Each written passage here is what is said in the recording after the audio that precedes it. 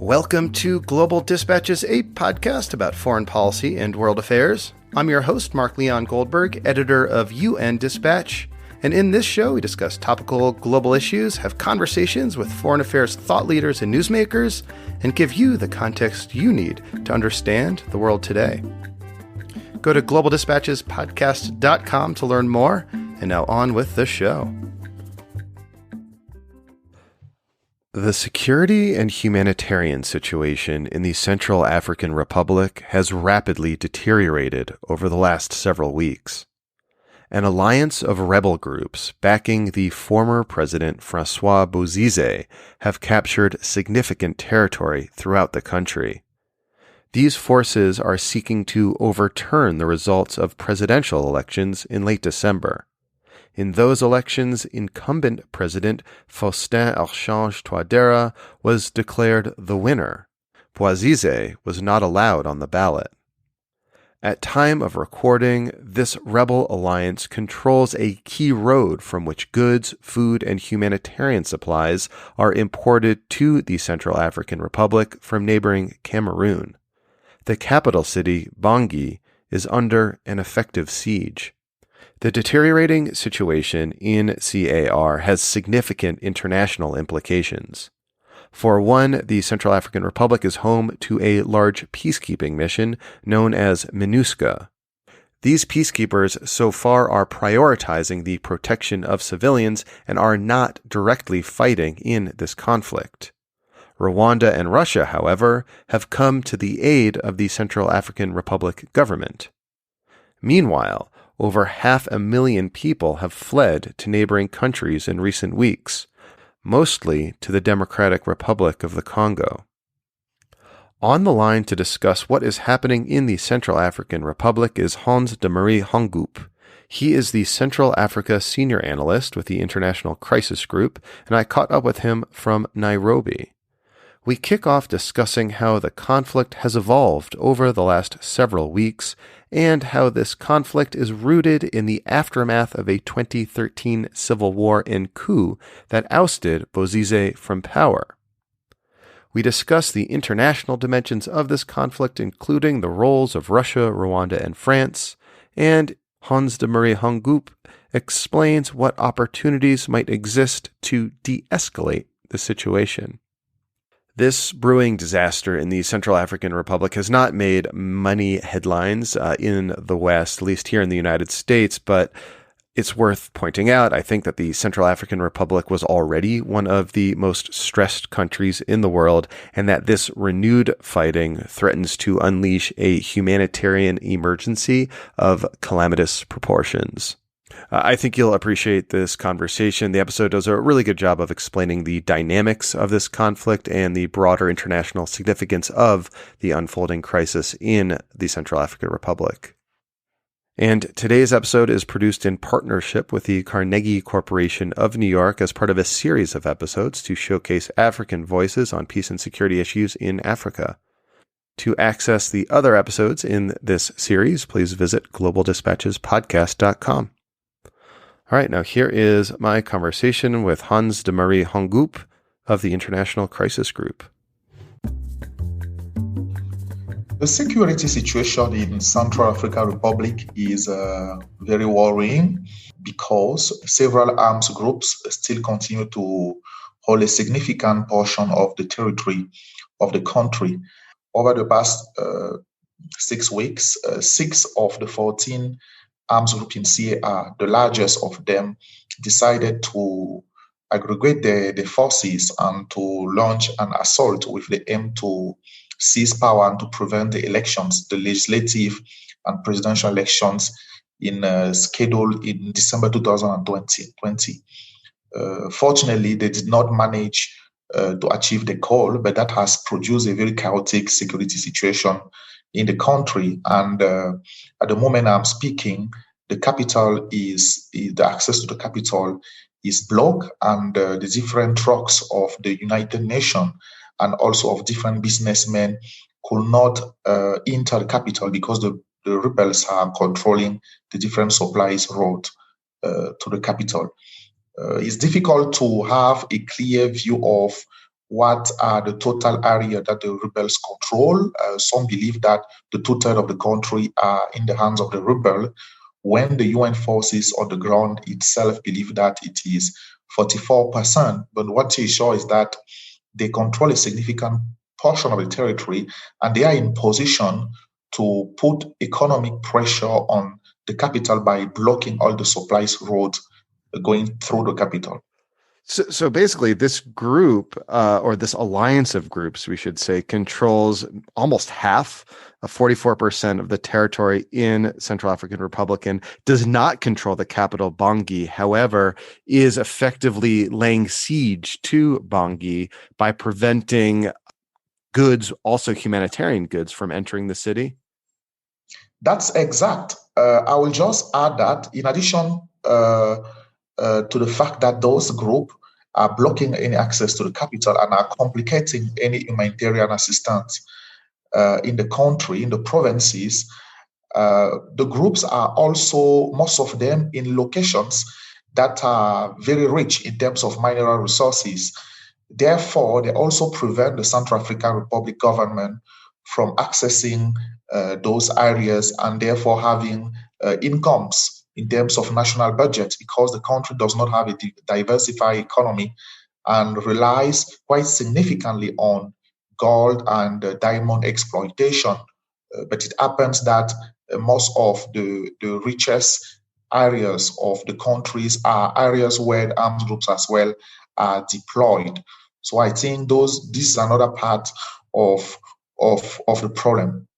So they're starving the government of resources, and they're starving the people of, say, Bangui and other areas, quite literally, of food. Yes.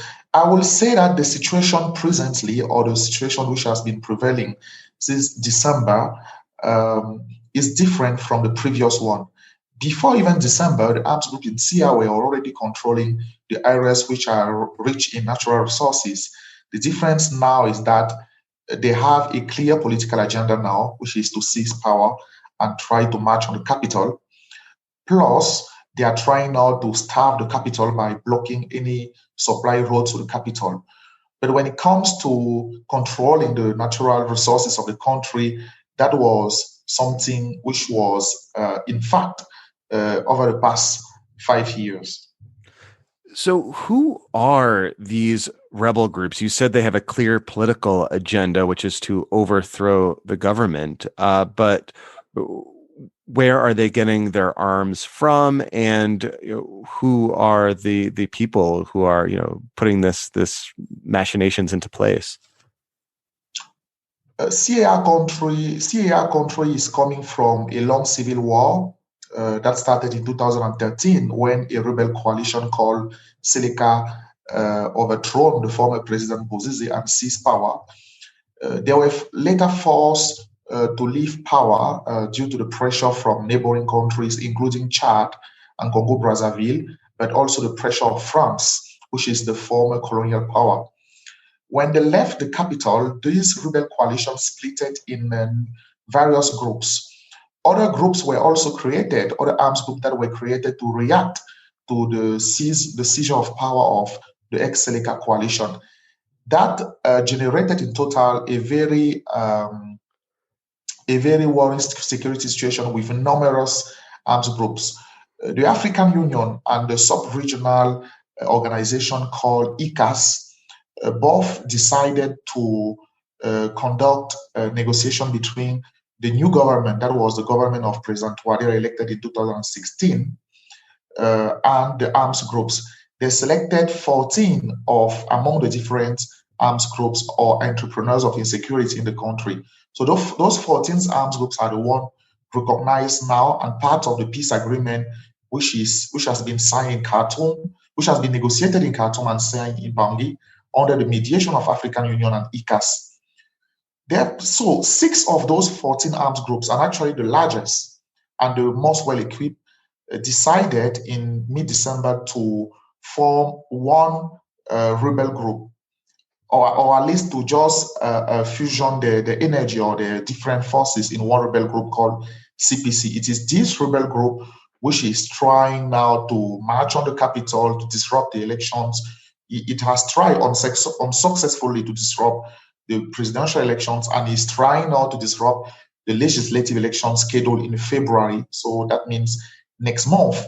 The political agenda is coming because there are serious indicators proving that the former President Francois Bozize, who returned in the country in 2019 after being overthrown by Seleka in 2013, he went to exile in Uganda. He returned in the country in 2019, and he wanted to be presidential candidate. He wanted to run for the election, but the Constitutional Court barred his candidature under the reason that he did not have a good morality, which is about the conditions required to be presidential candidate in CR. And the Constitutional Court argued that he was under UN sanctions. He was also under a national arrest warrant. Therefore, he could not be someone of a good morality. Mm. When this happened,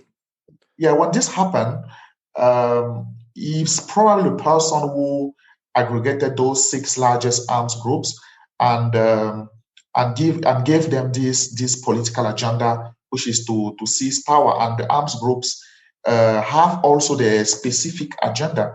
They take opportunity of all that to increase the territory that they control, to seize new areas rich of natural resources. The former deposed President Bozize, it was because he was disqualified from running for office that you suspect that he assembled this coalition of rebel groups to march on Bangui and try to install him in power forcefully. In the meantime, there are 13,000-ish UN peacekeepers deployed as part of MINUSCA, the UN peacekeeping mission in the Central African Republic. In recent weeks, as this fighting has escalated, what has their role been in the security situation in the country? Well, among the various goals of MINUSCA in the country, one of the most ultimate goal is protection of civilians. And they have engaged some of their battalions, especially the Rwandan battalion, the Burundi battalion, and the battalion of the Portuguese Special Forces in fightings against the rebels in different parts of the country. 9 peacekeepers have been killed since the last 6 weeks. So that is what they have been doing. But in general, it's not a mandate of MINUSCA to defeat all the arms group, for example, or to clear the territory of arms group. They are more there for peacekeeping, for protection of civilians, for supporting humanitarian activities in the country. And more recently, the mandate was enlarged to supporting the electoral process. So there's a difference in the mandate of MINUSCA with the mandate of other forces which could be on the ground. That's why a country like Rwanda, which has more than 2,000 men within MINUSCA, has decided to send close to 1,000 others, not under the MINUSCA mandate, but under a bilateral agreement with CAR government. And those 1,000 additional troops have a mandate which is much more robust and proactive in terms of combating the arms groups than MINUSCA. Mm.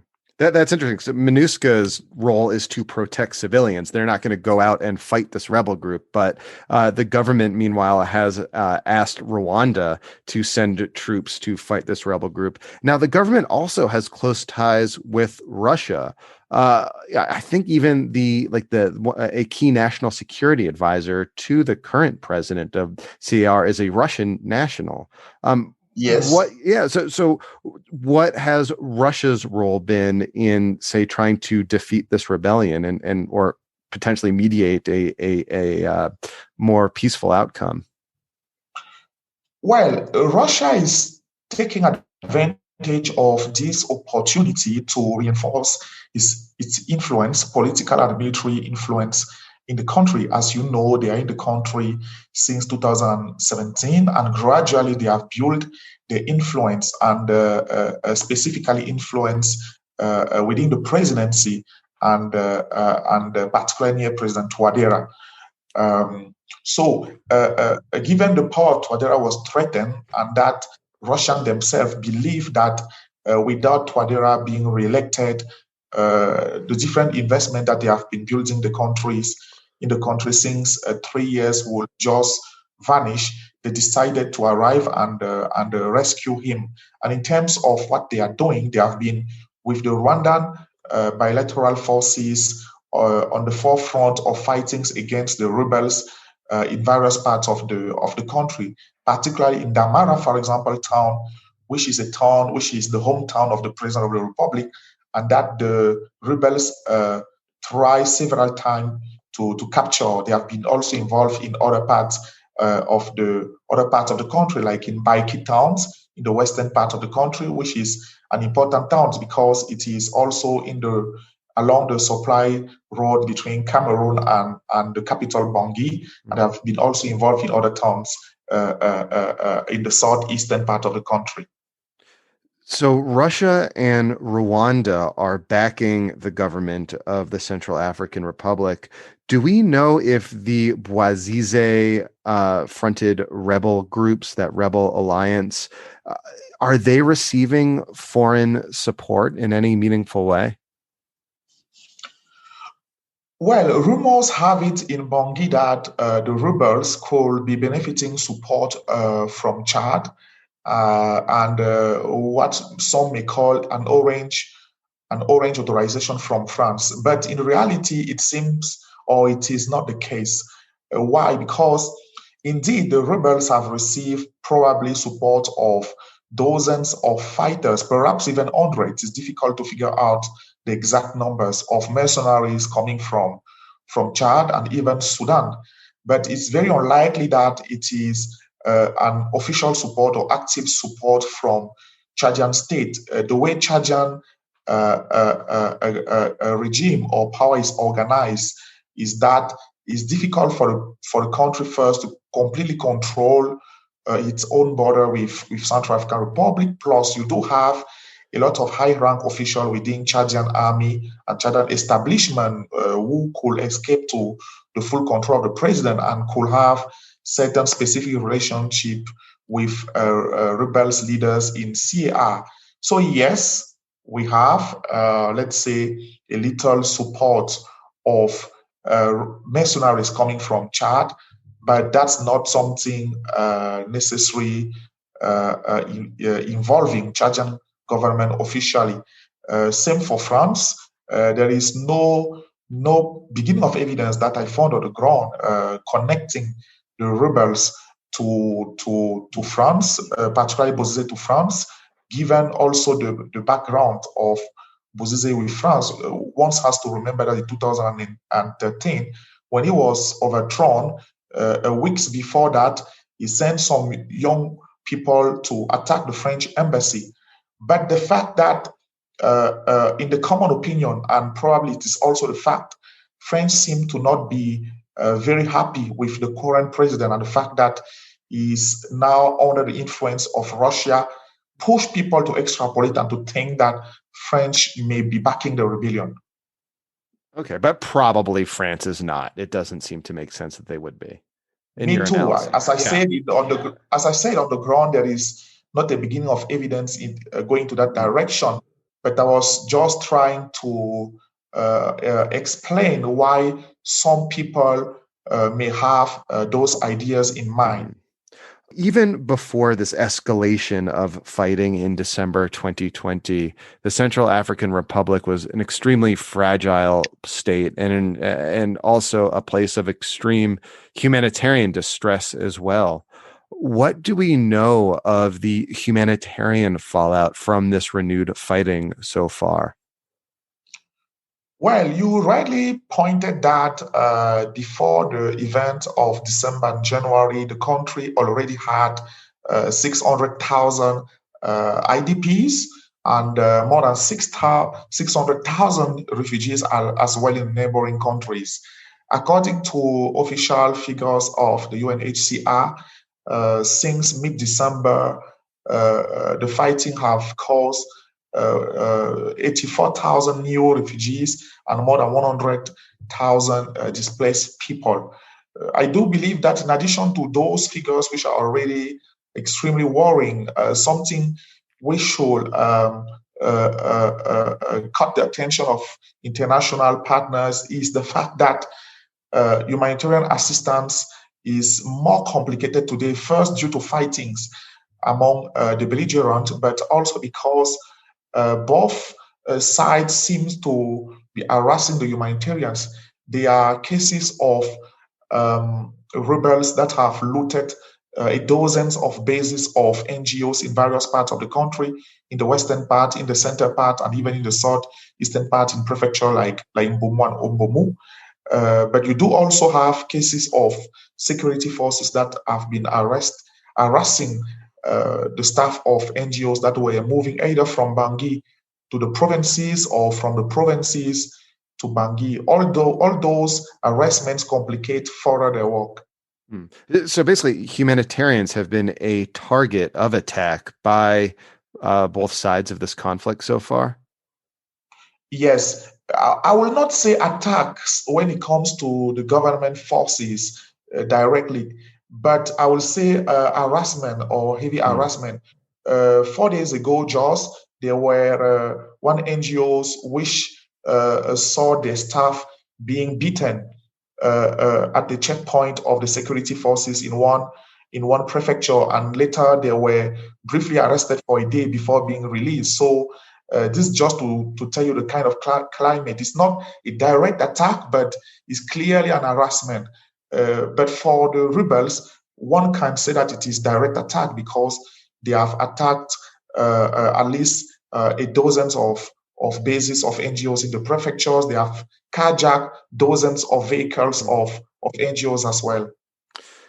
I mean, is it fair to say that the humanitarian crisis is escalating, by the day or by the hour, just in terms of the fact that you have all supplies into Bangui, the capital city, basically blocked because these rebels control that main corridor from Cameroon? I mean, I have to imagine that, there is some air capacity and they're able to airlift some supplies in, but I would have to imagine that most humanitarian relief probably comes cross border. At some point, it seems that the situation may become extremely dire. Yes, I completely share your observation. There are some air capacity indeed, but in fact, the majority of UN goods and aid arrive in the country through trucks passing through Cameroon and arriving in CR. And it's the same also for the day-to-day business between the two countries, because CR is a country with no opening to the sea, and which heavily relies on supplies coming either from Sudan and Chad, but more importantly from Cameroon.